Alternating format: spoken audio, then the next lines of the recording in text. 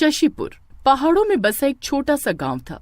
वो गांव देखने में तो बहुत सुंदर था, लेकिन शाम होते ही गांव का कोई भी बच्चा गांव के कुएं के पास से गुजरने की हिम्मत नहीं करता था। गांव वालों का मानना था कि गांव के कुएं में एक चुड़ैल रहती है और जो भी बच्चा दिन ढलने के बाद उस कुएं के पास से गुजरता है तो फिर कभी वापस लौट कर नहीं आता। गुड्डी बेटा, मुझे अभी सारे घर की सफाई करनी है, तो तू ये पानी का घड़ा उठाकर वहाँ पर रख दे। ठीक है माँ। गुड्डी पानी का घड़ा उठाकर दूसरी तरफ रख ही रही थी कि तभी अचानक उसका पैर मुड़ता है और घड़ा जमीन पर गिरकर टूट जाता है और पूरे फर्श पर पानी ही पानी फैल जाता है।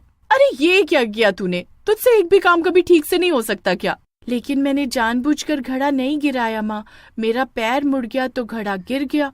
चिंटू अपने दोस्तों के साथ खेलकर घर आता है, लेकिन उसके पूरे कपड़े कीचड़ में सने हुए थे, जिसे देखकर नीलम को और गुस्सा आ जाता है। हे भगवान, ये ऐसी औलादें मुझे ही मिलनी थी क्या? एक ने पूरे घर में पानी फैला दिया और दूसरा पूरी तरह कीचड़ से लिपट कर आए। अब घर में और पानी भी नहीं है जिससे तुझे नहला सकूं। तो क्या हुआ माँ, मैं कुएं से जाकर पानी ले आता हूँ। तेरा दिमाग खराब हो गया है क्या? पता है ना उस कुएं में चुड़ैल रहती है, कभी भूल कर भी वहाँ मत चले जाना। जाकर कपड़े से खुद को साफ कर ले, कल जब पानी लेकर आऊंगी तो नहा लेना। इतना बोलकर नीलम अंदर खाना बनाने के लिए चली जाती है, लेकिन चिंटू अपनी बहन गुड्डी से कहता है, गुड्डी, मुझे कीचड़ की वजह से बहुत खुजली हो रही है। अगर मैं नहीं नहाया तो चैन से नहीं बैठ पाऊंगा। मैं कुएं के पास नहाने जा रहा हूँ, लेकिन तुम माँ को मत बताना, मैं बस थोड़ी ही देर में आ जाऊंगा। नहीं भैया, तुम मत जाओ। अगर चुड़ैल ने तुम्हें पकड़ लिया तो वो तुम्हें छोड़ेगी नहीं। अरे तुम चिंता मत करो, मुझे कुछ नहीं होगा। बस माँ को पता मत लगने देना कि मैं वहाँ पर गया हूँ। चिंटू एक झोले में अपना तौलिया और कपड़े लेकर कुएं की तरफ चला जाता है। वो कुएं से पानी खींचता है और नहाने लगता है। तभी उसे कुएं से किसी के हंसने की आवाज आती है। आज कितने समय बाद यहाँ कोई आया है। मैं यहाँ पर अकेली रहती रहती बहुत बोर हो गई हूँ। अच्छा हुआ जो तुम आ गए, वरना शाम ढलने पर यहाँ कोई नहीं आता। कौन है यहाँ? अरे डरो मत बेटा, मैं तुम्हें कोई नुकसान नहीं पहुँचाऊंगी। मैं तो तुम्हारी प्यारी चुड़ैल आंटी हूँ। पता नहीं लोग मुझसे इतना क्यों डरते हैं। मैं तो बस बच्चों के साथ खेलना चाहती हूँ। आओ, तुम भी मेरे पास आओ। नहीं, मुझे तुम्हारे पास नहीं आना। चुड़ैल, चुड़ैल भागो। चिंटू वहाँ से भागने लगता है। तभी चुड़ैल कुएं के अंदर से निकलकर उसके सामने आ जाती है। मैंने तुमसे कहा ना कि तुम्हें मुझसे डरने की कोई जरूरत नहीं है, तो तुम मुझसे डर क्यों रहे हो? चलो, मैं तुम्हें अपने साथ लेकर चलती हूँ। नहीं, नहीं। चिंटू बार बार उसके साथ जाने के लिए मना करता है, लेकिन चुड़ैल जबरदस्ती उसका हाथ पकड़कर उसे कुएं के अंदर ले जाती है। चिंटू जब बहुत देर तक घर नहीं आता तो उसकी बहन को उसकी चिंता होती है। गुड्डी, चिंटू कहाँ पर है? खाना बनकर तैयार हो गया है। भैया चेतन के घर गए थे माँ, मैं अभी उन्हें बुलाकर लाती हूँ। ठीक है, लेकिन जल्दी आना, कहीं तुम भी उसके घर जाकर बैठ जाओ। गुड्डी घर से बाहर आती है। कहीं चिंटू भैया को चुड़ैल ने तो पकड़ नहीं लिया। मुझे वहाँ पर जाकर देखना होगा, लेकिन मैं वहाँ अकेली नहीं जा सकती। एक काम करती हूँ, चेतन को भी अपने साथ ले लेती हूँ। गुड्डी अपने पड़ोसी चेतन के घर जाती है और उसे सारी बात बताती है। अरे तुम्हारा दिमाग खराब हो गया है क्या? मैं तुम्हारे साथ किसी कुएं के पास नहीं जाने वाला, और मेरी बात मानो तो तुम भी मत जाओ और अपनी माँ को सारी बात बता दो। अगर मैंने माँ को कुछ भी बताया ना तो मेरी माँ मेरी बहुत धुलाई करेगी। तुम प्लीज मेरे साथ चलो, मुझे भैया की चिंता हो रही है। अच्छा ठीक है, चलो। गुड्डी और चेतन दोनों चिंटू को ढूंढने के लिए कुएं के पास जाते हैं। दोनों मिलकर चिंटू को आवाज लगाते हैं। अगर तू यहाँ पर है तो जल्दी से आ जा, हमें बहुत डर लग रहा है। उन दोनों की आवाज कुएं के अंदर बैठी चुड़ैल सुन लेती है। लगता है तुम्हारे दोस्त तुम्हें ढूंढते ढूंढते यहाँ तक आ पहुँचे हैं। अच्छा है, अब मुझे 2 बच्चे और मिल जाएंगे। तुम चिंता मत करो, मैं उन्हें भी यहाँ पर लेकर आती हूँ। चुड़ैल जल्दी से कुएं के बाहर आती है तो चेतन और गुड्डी उसे देखकर बुरी तरह डर जाते हैं। चेतन चुड़ैल को देखकर इतनी तेज दौड़ता है कि पलक झपकते ही वहाँ से गायब हो जाता है। लेकिन गुड्डी को अपने भाई की चिंता थी तो वो वहाँ से नहीं भाग। देखो चुड़ैल आंटी, अगर आपने मेरे भाई को किडनैप किया है तो प्लीज मुझे मेरा भाई वापस दे दो, वरना मेरी मम्मी बहुत मारेगी। है?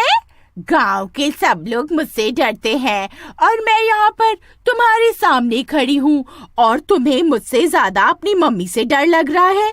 आप वो सब बातें छोड़िए और बताइए मेरे भैया कहाँ हैं? मुझे मेरे भैया वापस चाहिए। हाँ हाँ, जैसे तो तुम कहोगी और मैं तुम्हारी बात मान लूंगी। चलो मेरे साथ चुपचाप कुएं के अंदर।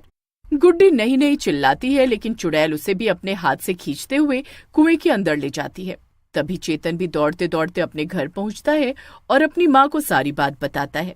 चेतन और उसकी माँ सीता नीलम के घर जाते हैं और उसे सारी बात बताते हैं। तो उनकी बात सुनकर नीलम के तो पैरों तले से जमीन खिसक जाती है। हे भगवान, इन औलादों को कितना भी समझा लो, लेकिन मजाल की कोई बात इनकी समझ में आए। अब मैं कैसे उन दोनों को उस कुएं वाली चुड़ैल से बचाऊंगी? भिक्षाम देहि। लगता है तुम्हारे द्वार पर साधु महाराज आए हैं। भगवान ने बड़े ही ठीक समय पर साधु महाराज को तुम्हारे घर पर भेजा है। तुम जाकर उनसे मदद मांगो। नीलम साधु महाराज के लिए भिक्षा लेकर जाती है। तभी उसका उतरा हुआ चेहरा देखकर साधु महाराज उससे पूछते हैं, क्या बात है बेटी, तुम मुझे बहुत परेशान लग रही हो। क्या जीवन में कोई संकट आन पड़ा है? हाँ साधु महाराज, संकट तो बहुत बड़ा आन पड़ा है। हमारे गांव में एक बहुत बड़ा कुआं है और उसके अंदर एक चुड़ैल रहती है। सूरज ढलने के बाद वहां पर कोई नहीं जाता, लेकिन आज मेरे दोनों बच्चे वहां पर चले गए और वो चुड़ैल उन्हें अपने साथ कुएं के अंदर ले गई। तुम चिंता मत करो बेटी, मैं तुम्हारी सहायता करूंगा। तुम मुझे उस कुएं के पास लेकर चलो। नीलम साधु महाराज को लेकर चेतन और सीता के साथ कुएं के पास जाती है। तभी साधु महाराज अपने कमंडल से जल लेकर कुछ मंत्र बोलते हैं और उस जल को कुएं के अंदर डाल देते हैं। तभी कुएं के अंदर से चिल्लाने की आवाज आती है और चुड़ैल उनके सामने आकर प्रकट हो जाती है। किसने मुझ पर वो जल फेंका? किसकी इतनी हिम्मत? तो तुम हो वो चुड़ैल जिसने बच्चों को कैद किया है। देखो, चुपचाप बच्चों को वापस कर दो, वरना ठीक नहीं होगा। देखिए, आप साधु हैं, इसलिए मैं आपकी इज्जत करती हूँ, लेकिन मैंने उन बच्चों को कैद नहीं किया है और न ही उन्हें परेशान किया है। मैं तो बस उनके साथ खेल रही थी। ये झूठ बोल रही है साधु महाराज। भला कौन सी चुड़ैल बच्चों के साथ खेलती है? अगर आप लोगों को यकीन नहीं होता तो आप बच्चों से ही पूछ लीजिए। चुड़ैल कुएं के अंदर जाती है और बच्चों को बाहर लेकर आती है। तो बच्चे अपने अपने हाथों में आइसक्रीम लिए हुए खा रहे थे और बहुत खुश थे। देख लिया ना बच्चे कितने खुश हैं। मैं तो बस बच्चों के साथ समय बिताना चाहती थी। देखो, तुमने पहले भी बच्चों को कैद किया था और आज भी किया। तुमने गांव वालों के बच्चे चोरी करके उन्हें वापस नहीं दिया। ये बहुत ही गलत बात है। तुमने गांव वालों से उनके बच्चे छीने हैं। उन्हें उनके बच्चे वापस करो। और तुम एक चुड़ैल हो तो तुम बच्चों के साथ कैसे खेल सकती हो? साधु महाराज की बात सुनकर चुड़ैल की आंखों में आंसू आ जाते हैं। हाँ, मैं एक चुड़ैल हूँ, लेकिन क्या मेरे अंदर ममता नहीं? क्या मैं बच्चों के साथ नहीं खेल सकती? मैं पहले इसी गांव में रहती थी, लेकिन मेरी कोई संतान नहीं थी। लेकिन मैं गांव के सभी बच्चों को अपने बच्चों की तरह ही प्यार करती थी। उन्हें अपने हाथों से खाना बनाकर खिलाती थी। लेकिन गांव की सब औरतें मुझे बांझ के ताने देने लगी और बच्चों का मेरे साथ खेलना भी बंद करवा दिया। मैं बहुत अकेली पड़ गई और बांझ के ताने सुन सुनकर एक दिन मैंने इस कुएं में कूदकर अपनी जान दे दी। लेकिन बच्चों के अंदर मेरा मोह था, इसलिए जब भी कोई बच्चा सूरज ढलने के बाद यहाँ से गुजरता था तो मैं उसके साथ खेलने के लिए उसे अपने साथ ले जाती थी। लेकिन मैंने कभी किसी बच्चे को कोई नुकसान नहीं पहुँचाया। मैं तो बस उन्हें प्यार करना चाहती थी। मैं तुम्हारी पीड़ा को समझता हूँ, लेकिन तुम जो कर रही हो वो गलत है। गांव वालों ने तुम्हारे साथ गलत किया, लेकिन अब तुम किसी के बच्चे को अपने मोह के लिए अपने साथ नहीं रख सकती। ऐसा करके तुम एक बच्चे को उसकी माँ से जुदा कर रही हो। क्या तुम चाहती हो कि कोई माँ अपने बच्चों से जुदाई का दुख सहे?